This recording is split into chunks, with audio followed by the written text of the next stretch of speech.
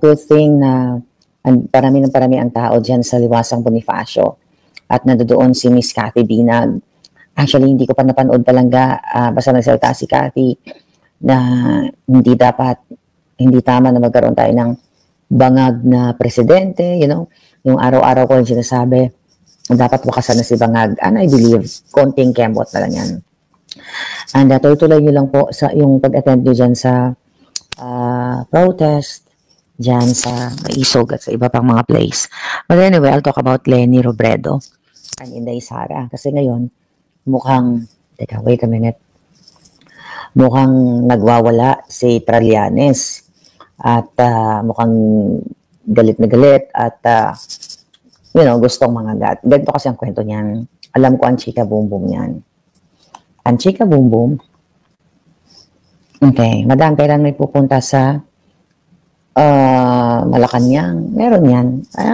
Papasan ba't matatapos din tong laban natin mga palangga? So then, actually, first quarter of the year, may nakarating na sa akin na information na si Leni ay, inatsipwera na ng mga dilawan niyang kakampi. Gusto ko lang linawin sa inyo na tama talaga si Leni nung time na binoboljak natin siya na mambubudol ang mga Marcos. Tama siya. Kaya nga lagi kong kinukulit, di ba? Sabi ko dito sa vlog natin, nasaan na si Leni? Bakit hindi siya ngayon magsalita? Okay? Kasi anti-Marcos siya, di ba? Lagi niyang sinasabi, never again. At syempre, sa Liberal Party, sa partido nila, ay sanib puwersa sila during the time nang nilalabanan ni Leni yung mga Marcos, yung mga bangag. Pero first quarter of the year pa lang, talagang binaaway na ni Trillanes si Leni kasi gusto ni Trillanes na iitsapwera si Leni. Ito ay ayon sa akin at alam ko rin kung sino ang nag-set up ng meeting, okay? Kahit busy po ako sa aking birthday celebration for 2 weeks now, alam ko kung sino nag-set up ng meeting. So mamaya bibigyan ko sa inyo yung initial. Basta sa kapapasok lang, hinaan ko lang yung boses. Hindi kayo sanay sa boses kong pa-demure kasi may natutulog sa tabi ko, mga palangga ko, mga friends ko. So, tinatapo na, okay, nila Ontiveros. According to my source, gusto nilang iitsapwera na si Leni Robredo sa Liberal Party. Kasi nga, feeling nila, parang, hindi feeling nila, nakikita nila na wala nang ganung klaseng popularity at wala nang support kay Leni kasi tinapo na nga nila. Doon ang gusto ni Trillanes siya, magpresidente o si Risa Ontiveros, pero more on Trillanes talaga. So yun ang chika boom boom na yan. At di ba lumabas sa I think, ito kasi, actually ito, hindi ko pa nababasa lahat yung mga tweet at mga balita. Ito kasi galing sa ating source. So, yung meeting na yan, hindi yan pwedeng aksidente lang. I know that. Okay? Kasi si Leni at saka si Inday Sara, pareho ng kapalaran. Parehong nabudol. Okay? Nabudol ng kanyang mga kaparty sa Liberal, sa mga kakamping, at si Sara nabudol ni Bangag. So, ang eksena dyan mga palangga ay si Leni pala, according to my source, ay gustong magprotesta muli laban kay Bangag Jr. sa Pandaraya sa 2022. Okay? Noong 2022 election, di ba? Si Attorney Glenn Chong ay may affidavit yan na sinasabing nandaya talaga si Bangag Jr. But anyway, between the Liberal Party, gusto palang mag-i-push siya na ni Leni ang, according to my source, yung protesta na naman sa President. Kaso wala siyang nakukuhang support sa kala Trillanes, kala De Lima, dito kala Ontiveros. Kasi, nakita nila na, hindi ka na namin kaya siguro, nakikita nila na, yun na nga, ginamit lang nila si Leni, user lang talaga sila. So ngayon, kanya-kanya sila, alam nila naman sa politika, di ba? Karamihan ay greedy, karamihan ay vested interest. Actually, pareho ng kapalaran si Leni at si Inday Sara. So, ayon sa aking source, bigyan natin ng initial kung sino ang nag-arrange ng, bibigay pa natin. Sige, kung sino ang nag-arrange ng kanilang pagtitipon doon sa Peña Francia Festival ba? Sa barrio ni Leni. Start with letter P. Okay. Yung nag-arrange niyan, sabi ko nga sa inyo, kahit busy ako, nakakarating yung mga information. So start with letter P. So si letter P, Well, matagal na akong, igib mo na. Matagal ko nang alam kung sino si letter P. No, it's not Panelo. Okay? Ngayon, mga palangga, so, ang kwento talaga niyan, hindi naman din talaga politika. But syempre, dyan nagsistart yan. So, siguro, I don't know kung ano pinag-uusapan nila. Pero ang sabi ni Trillanes dyan, mga palangga, okay, nanggagalaiti si Trillanes. Ano ba sabi ng hitad na yon? Tignan natin. Ito. Sabi ni Trillanes sa tweet niya, Ma'am Lenny, gusto nga naming ipa-impeach si VP Sara, tapos binastos pa niyan si Senator Risa. Bakit po pa-minute? Sabi niya, are you siding with her? Okay. So dito pa lang na sinabi ni Trillanes, kitang-kita mo, nakakampi talaga siya ni Lisa Bangag at ni Marcos kasi ang author ng impeachment ni Sara ay si Lisa Bangag o si Lisa Smuggler. Ngayon, nakita niya kung gaano kabgago to si Trillanes. Bakit naman niya utusan si Lenny kung sinong imimit ni Lenny? Di ba? Bakit niya utusan si Lenny? Bakit niya didiktahan si Lenny? Diniktahan na nga nila eh. Yung si Pangilinan at saka si Marojas, alright, hindi na rin sila in good terms ngayon. Wasak na ang kakamping kasi ang mga kakamping na anti-Marcos, matotoong anti-Marcos, nandoon pa rin sa kanilang pinaglalaban pero nagpapakaramdaman sila. Yung mga kakamping na mga tinraidor kayo, kung may kakamping kayo dito, katulad ni Trillanes, katulad ni Ontiveros, na inappoint ang kanyang sister at ang brother-in-law ni Bangag Jr., hindi na yan magiging kakampi ni Lenny. Okay?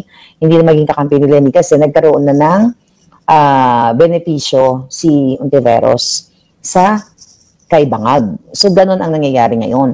Kaya naman si Lenny, according to my source, somehow, hindi lang ina-announce ni Lenny siguro to, maybe one day, is thankful pa rin siya dahil hindi hinayaan ni Duterte na magwagi si Bangag Jr. sa kanyang electoral protest noong 2016. Grabe, ano? Grabe yung politika, mga palangga. So ngayon, di ba, dahil during 2016, ay nanghingi ng tulong yung si Bangag Jr. at saka si Lisa Panas sa Duterte administration. Natulungan sila para manalo sila sa kanilang electoral protest. Pero di ba, nalala niyo ang sabi ni Pangulong Duterte doon, matatapos ni Lenny ang kanyang vice presidency, which is nangyari nga talaga. Good thing na rin. Even though ako ay kakampi ni Bangag noon, tama na rin na natapos ni Lenny ang electoral protest kasi budol talaga itong putang ng Marcos Jr. na to. Kaya nga sabi ko kayo mga pinklawan, ang pinaglalaban nyo noon ay para sa bayan. Galit kayo kay Marcos. Nanalo naman talaga si Lenny, sabi ni MHTC. So ngayon, mga palangga, mag-a-agree na siguro tayo ngayon dyan dahil sa ginagawa ng pangbababoy ni Bangag Jr. at ni Lisa Canas. So ang kwento kasi niyan palangga malalim. Dahil nangingi ng tulong yan si Bangag kay Duterte noon. Nangingi sila, di ba, nangingi pa nga, gusto pa nga magpa-appoint sa Department of Agriculture, hindi nga pinagbigyan ni Pangulong Duterte. Tignan nyo, hindi pinagbigyan ni Pangulong Duterte kasi alam ni Pangulong Duterte na bangag si Marcos Jr. So nangingi ng tulong para si Lenny ay matanggal sa pagiging VP niya during that time, pero hindi pinagbigyan ni Pangulong Duterte. Ang sabi ni Pangulong Duterte, Lenny, ay matatapos mo ang iyong term. Kung si Duterte ay katulad ni Lisa Panas, katulad ni Tambaloslos, katulad ni Marcos Jr., hindi natapos ni Lenny ang kanyang termino. Kasi makikipagtulungan si Duterte sa mga Marcos. Kaya you open your minds. Mga palangga, ibuksan niyo yung mga isipan yung mga kakamping. I know you are for the people. I know para kayo sa Pilipino, kaya galit na galit na kayo kay Marcos, di ba? Tignan yung ginawa kay Kibuloy, tignan yung ginagawa kay Sara, tignan yung mga ginagawa sa mga kritiko. Hindi pa ba nauunawaan yung mga eksena sa politika? Tignan ninyo, bakit si Lenny ay nakipag-usap kay Sara? Bakit? 1 hour? We'll see kung ano ang twist ng istorya. Ano bang susunod 2028? Baka magiging Lenny, Sara. Kasi pareho silang kapalaran. Pareho silang nabudol. Lumalakas na ba boses ko? Pareho silang binudol ng kanilang mga kapartido. Kaya nga sabi ko sa inyo mga kakamping, hindi naman ako galit sa inyo. Hindi kami galit sa inyo na sumusuporta sa Pilipino kasi tama kayo. Nabudol kami ng Marcos. That's why you have to get up, speak up now. Dapat united tayo. Tayo yung tunay na united na ang iniisip natin, yung ating goal is para sa Pilipino. Hindi para sa politiko lamang. Alam mo, si Lenny iniwan, kawawa naman. Tinatarantado na ni Trillanes. Ano pa ba yung mga nangyari? O, di ba? Alam niyo kung tarantado lang talaga kung si Duterte ay Gigimonyo katulad ni Marcos Jr. Dapat ginawa niya yung ginagawa ngayon ng mga demonyong tambaluslos. Pero hindi niya ginawa. Di ba? Ang naging problema lang ni Lenny, alam mo, yung kanina nag-uusap-usap kami ng mga palangga dito. Ang naging pink and green pwede daw. Ang naging problema ni Lenny, tama siya sa kanyang paninindigan na never again, no more Marcos, pero ginamit siya ng Liberal Party. Sabi ni That's Me, hindi kasi kayo nakikinig kay Attorney Guanzon. Ayan, buti yan si Rowena Guanzon. Ayan, mas may panindigan pa yan. Kasi never yan tuloy-tuloy siya. Diba? Si Rowena Guanzon tuloy-tuloy. Hindi siya nakipaglaro katulad ni De Lima, ni Trillanes, ni Ontiveros. Imagine mo, si Ontiveros, diba? Ang ingay-ingay niyan. At Lenny, na nag-usap kayo ni Inday Sara, sabi ko nga, this is just the beginning. We don't know kung, well, for sure, kukwento sa atin ng Putingas. Pero yun po yung kwento niyan, mga palangga. Si Lenny ay binababoy din ng kanyang ka-Liberal Party, ang kapartido. The same thing with Inday Sara. So silang dalawang babaeng inape. Kaya for sure, pwede nga talaga magsanib puwersa yun. Sabi ni Amelia Cruzada, takbo agad si Abalos at Revilla. Oo nga. Di ba hinihilot ka agad? By the way, comment na kayo dyan kung ano yung mga gusto nyong hanash. Sabi ni Marilyn Tinambakan, Sara and Marcoleta po. Pwede rin. Pero hindi natin alam kung anong magiging fate ng politika. Pero you know what? Malayo pa election eh. Ang punterya natin, kayong mga kakamping na supporter ni Lenny at not supporter ni Lenny, supporter ng Pilipino. You have to get out from your house. I'm sorry po kung ganito boses ko, may natutulog sa tabi ko. Alright? Kaya hindi ko ma-express ng gusto yung tunay na pagiging dragona. So anyway, you have to get out.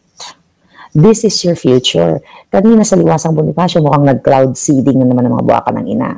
Mukhang nagpaulan na naman. They can do that. Traidor. Tama si Leni Robredo. Traidor ang mga Marcos. Magnanakaw, manggugurgur, kawatan. And kung kayo ay pro-Filipino, dapat kasama kayo dyan. Sabi ni Rudy, o nga no, biglang naging inactive si VP Lenny na wala siya at nananahimik na nabudol din pala siya. Yes, nabudol siya. Lenny will never side to Marcos. Jesse Robredo died because he discovered big name involved in drugs and maybe that person in Marcos Jr. Tama yan, Rafi. Tama yan, Rafi Padag. Ito po ay connect-connect. Di ba? Konektado ito. Di ba questionable pa ang pagpegi kay Jesse Robredo? Ba't ganun pa man? Yung si De Lima, si Rojas, niransa kaagad. I mean, ginuha yung mga dokumento dun sa condo ni Jesse. Remember that issue? Tapos, ngayon, yung issue sa pagiging bangag ni Marcos Jr.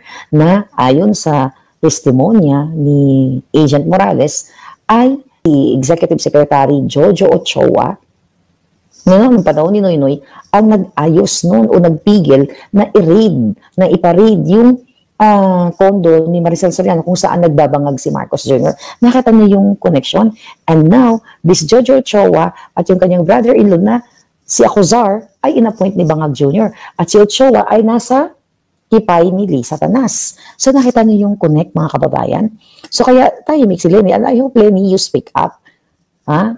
Ako, kaya kita binoljak noon dahil nabudol ako. Dahil naniwala ako na ang Marcos ay i-redeem nila ang kanilang pangalan para sa kapakanan ng bayan. Ganun talaga sa politika. Nagkakamali ka, nabubudol ka. Pero at least ako, hindi ako nag-stand sa mga Marcos bangag nung nalaman ko sila ay polboroni, kawatan, lahat na, name it, lahat ng kababuyan. So, August pa lang of 2022, lumayas na. I mean, binoljak ko na sila.